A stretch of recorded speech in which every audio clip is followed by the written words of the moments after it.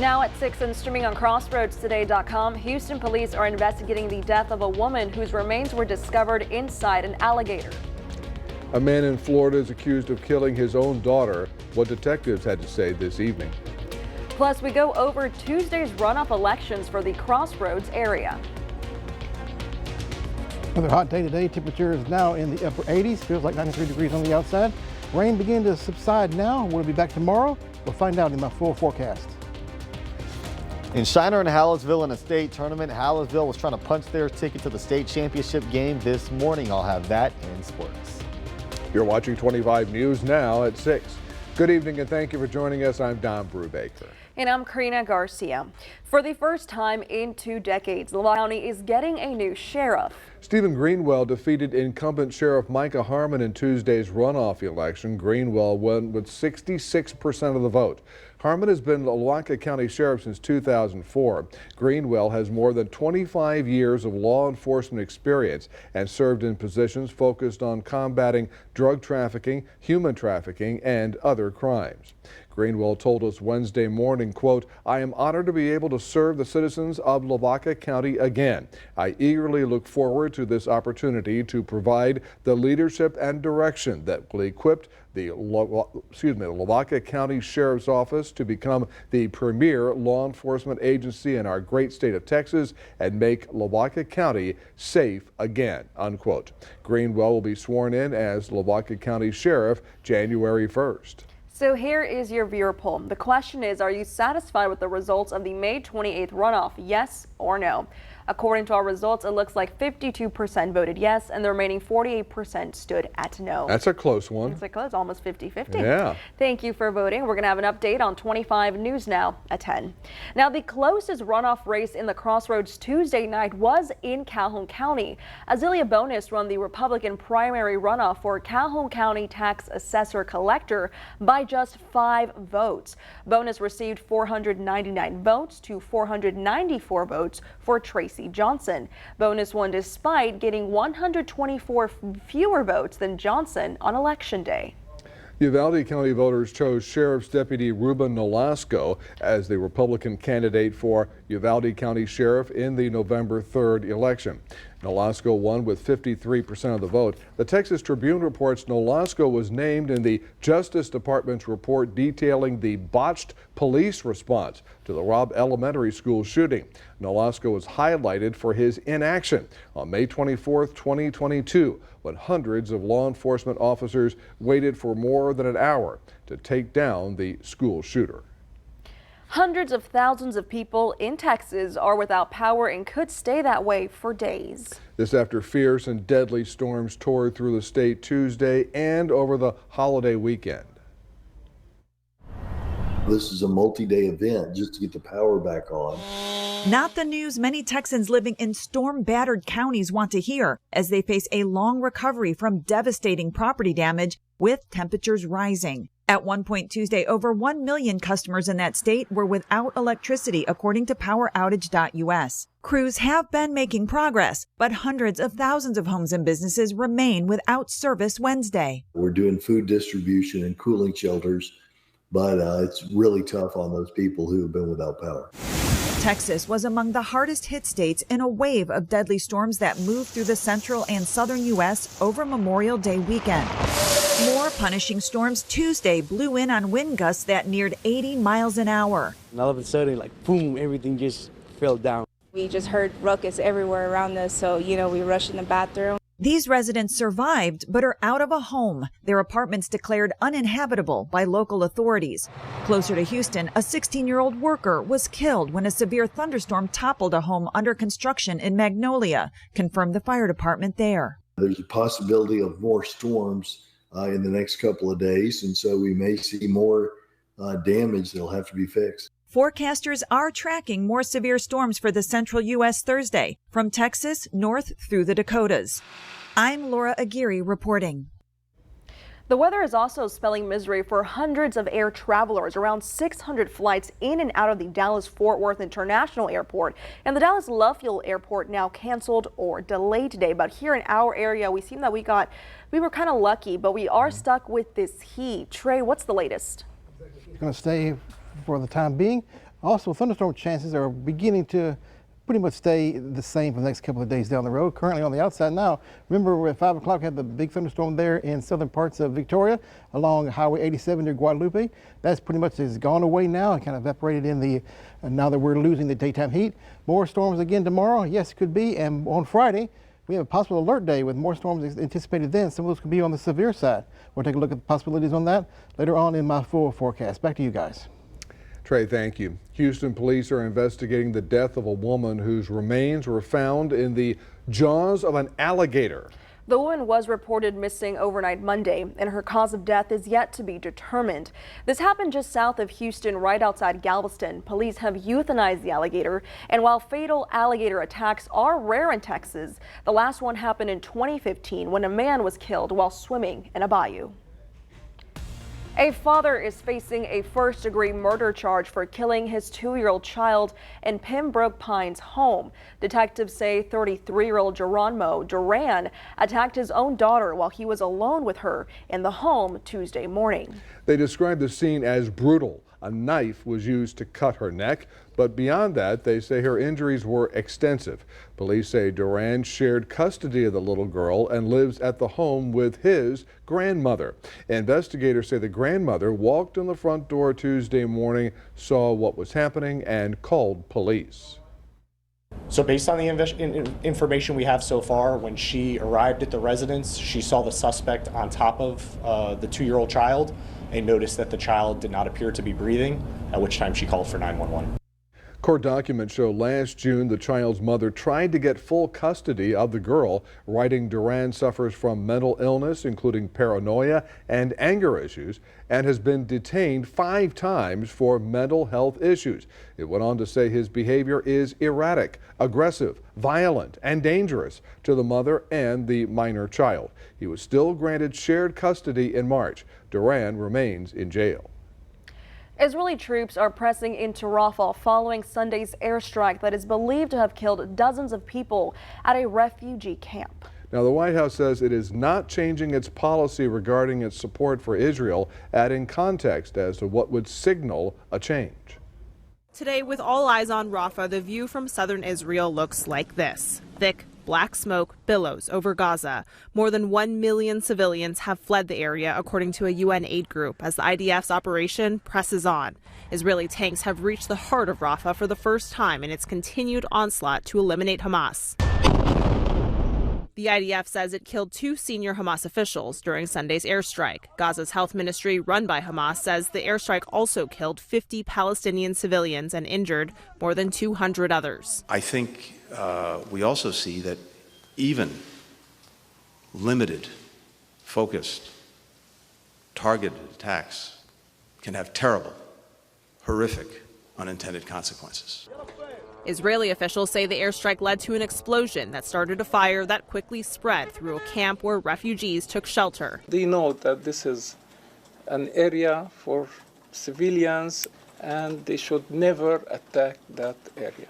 Netanyahu called the civilian deaths a tragic mishap caused by a technical failure. Israel has launched an investigation. The reason for the casualties was the fire that broke out afterwards. The White House calls Sunday's airstrike horrific, but isn't threatening a change in policy barring a, quote, major ground operation. We have not seen them go in with large units, large numbers of troops. Since Sunday, Gaza's health ministry claims another airstrike killed 21 people in one Rafah neighborhood. Israel denies they're responsible. A UN court has ordered Israel to immediately halt its operation in Rafah after Sunday's attack. Also, the U.S.-built pier meant to help deliver humanitarian aid needs repairs and has temporarily stopped operations. It's expected to reopen in about a week. Cristian Cordero, ABC News, Washington.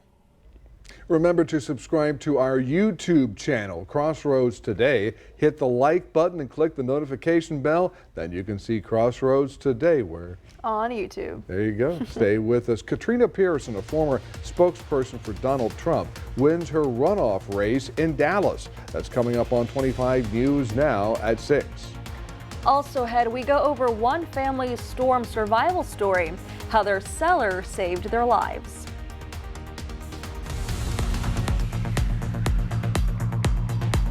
Hi, I'm Detective Kelly Gibbs with the Victoria Police Department. Victoria Crime Stoppers is seeking information about a burglary of a building.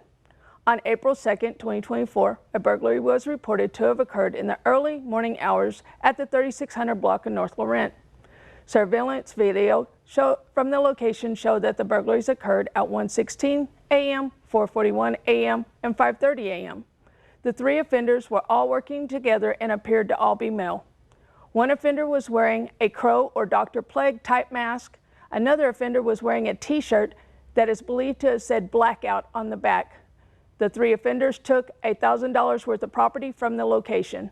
If you have any information about this burglary of a building, please call Victoria Crime Stoppers at 361-572-4200. You can also submit a tip by using P3 Tip app on your Android or Apple device, or by visiting our website at www.crimestoppersvictoria.com. All tips are anonymous, and if you give information that leads to an arrest or charges being filed, you could earn a cash reward. With Victoria Crime Stoppers, I'm Detective Kelly Gibbs.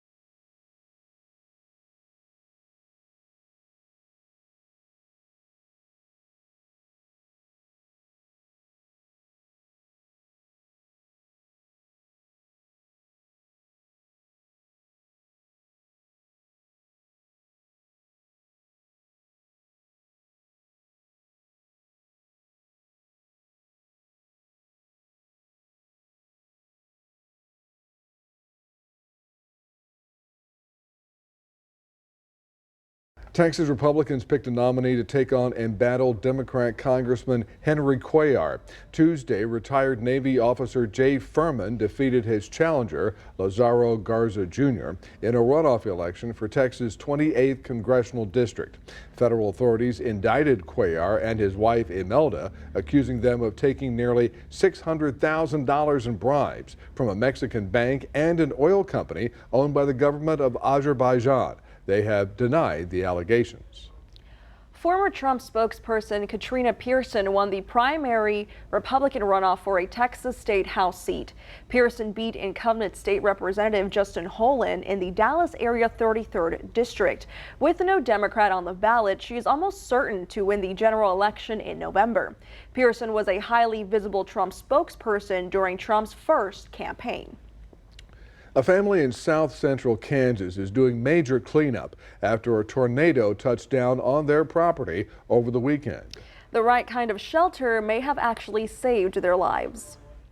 It's the best $500 I've ever spent, says Candy Esslinger about her storm cellar. This may have saved her and her family's lives. About 7 p.m. Saturday night, Candy, her daughter, and one other person took to the cellar. This was right before the tornado ripped through their home, tearing off the roof. And they stayed in there. They thought that there was a lot of hail. They did learn when they came out that it was a lot of debris because everything is destroyed. They found stuff even a mile away, but they're safe. All the animals are safe. Esslinger's sister, Chrissy Oliphant, spoke for the family, but didn't want her face on TV. She says family, church members, and friends immediately came out to help, some meeting for the first time. Even strangers like Robert went, picking up sheet metal, boards, and cables along the road. I just saw them struggling with piles of debris and stuff. And I asked them if they needed anybody, and they said they could use help, so. A garage that used to sit in this spot fell onto the family's camper, destroying it. The tornado also hit a few trucks and blew a car across the yard. It's amazing to walk around and see stuff that didn't move and then stuff that was completely destroyed. There's no rhyme or reason to it. Oliphant says her sister has a love for gardening. The family is amazed at how in all of the chaos, none of it was destroyed. Oliphant says for now, the family is taking things one day at a time and staying positive. It's pretty hard, but they're safe, and it's just a new beginning. All right, take a look at this right here. Temperatures in the 80s east of Victoria where the rain was. West Victoria, absence of rain is still in the 90s, so definitely hot on the outside. Rain beginning to subside now, be more on track for tomorrow. And check this out right here. This is Storm Prep 2024. Yes, it's this Monday coming up at 6:30 right after the news. Give you the details on what we expect this hurricane season, tips on how to get ready for the storms that may be coming our way potentially. And of course, what you need to know is all there in this special. Stay tuned, coming up on your day on Monday, 6:30 p.m. after the news for Storm Prep 2024. Get you all informed. I'll be back with more weather coming up after the break.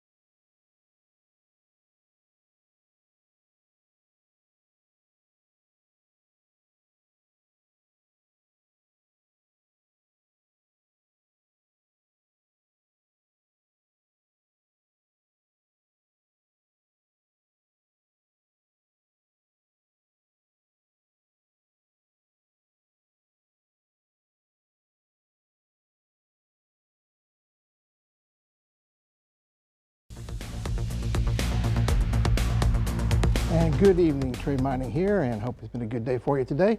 Well, the temperatures coming up by early morning hours on your Wednesday will be in the 70s, so the low temperature is not really low at all, keeping the humidity in place.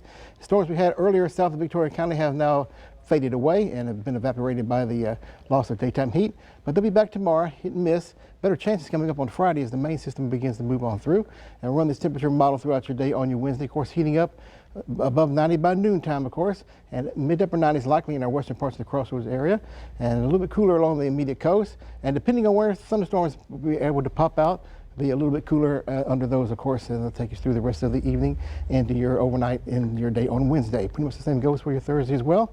And so temperatures, well, big issue around here. It was the scattered rain showers and storms along the way as well. 94 degrees was the official high in Victoria today, above normal for our normal high. It should be 90 degrees. Pretty much our target for our normal low. Rainfall 0. Well, I think that'll be updated later on as we had some rain showers earlier around the Victoria Regional Airport. So I suspect they get a little bit more there in the rain bucket they have there at the airport, of course. Once again, we've had the same pattern going on the last several days. High pressure over Mexico, upper level disturbances riding up and over the high pressure ridge, moving storms west to east across the state of Texas, again, pretty much our area here.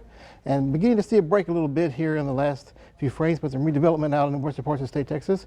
will ensure storms chances for your day tomorrow. But I think the main system will move through coming up on your day on Friday with a better chance of severe weather by then, potentially for our region here. But we have a marginal risk of severe weather coming up for your day tomorrow. It's the smallest risk. Yes, this is the lowest risk, but it's a risk nonetheless. So keep your heads up about the weather as you go through your day tomorrow, of course, as we go through the day. And future tracker, well, we pretty much calmed down for the rest of the night. I think it'll be warm and humid and pretty much on the quiet side. And then we'll run through the day on your Thursday, of course, with thunderstorm popping up in the afternoon and daytime heat. And then we'll run this all the way through for your Thursday night, pretty much quiet again as well. And then we work on your day on Friday, coming around from the north, a big mass of rain showers and storms. Some of these can be producing some severe weather potentially.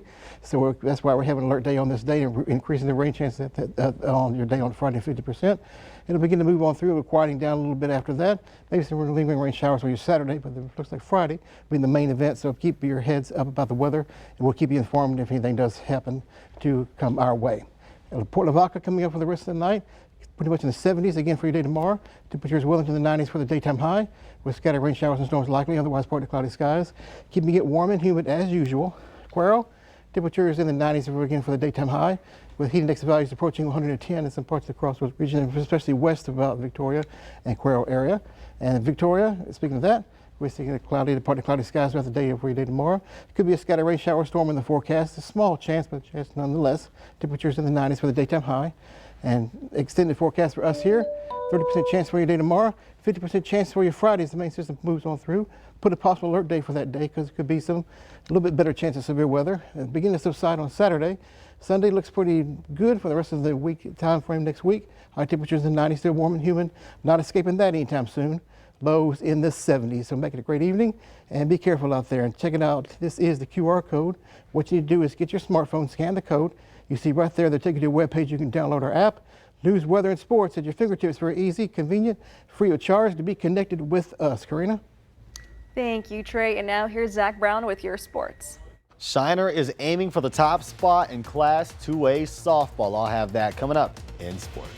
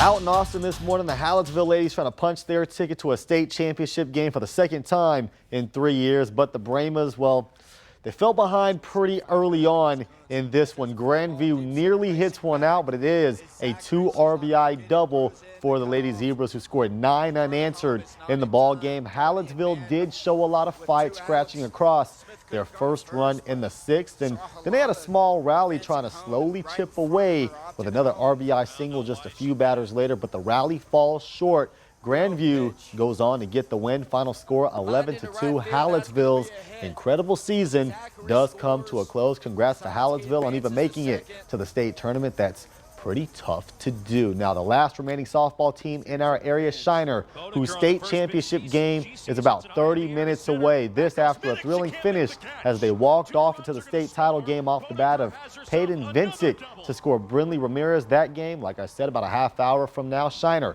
looking for its first state title since 2016. And speaking of lone teams remaining, the lone baseball team, that's the Ganado Indians, trying to continue to make school history with their series against Flatonia starting tomorrow. That first game is going to be Thursday in Hallettsville at 7 p.m.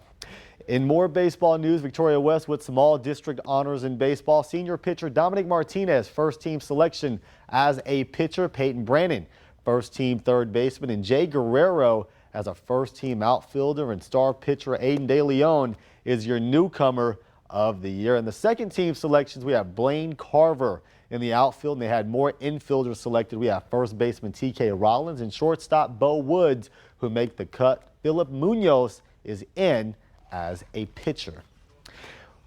We have a whole new integration in sports. Major League Baseball has incorporated the statistics of former Negro Leagues players into the historical records on its website. It means legendary leaders in some categories have now been replaced in the record books by players who were not allowed to play on the same field as them during segregation. Among them, Josh Gibson is now listed as MLB's new all-time leading in batting average, replacing Ty Cobb. Gibson also overtakes Babe Ruth in career slugging percentage. More than 2,300 Negro League players from 1920 to 1948 were added to the MLB database, and more stats are still being discovered. This after MLB recognized the Negro Leagues as its equivalent in December of 2020. That is it for your sports. Donna, Karina, back to you. Thanks, Zach. We're back in a moment. A Virginia canine lost a leg due to cancer, but is still working and saving lives.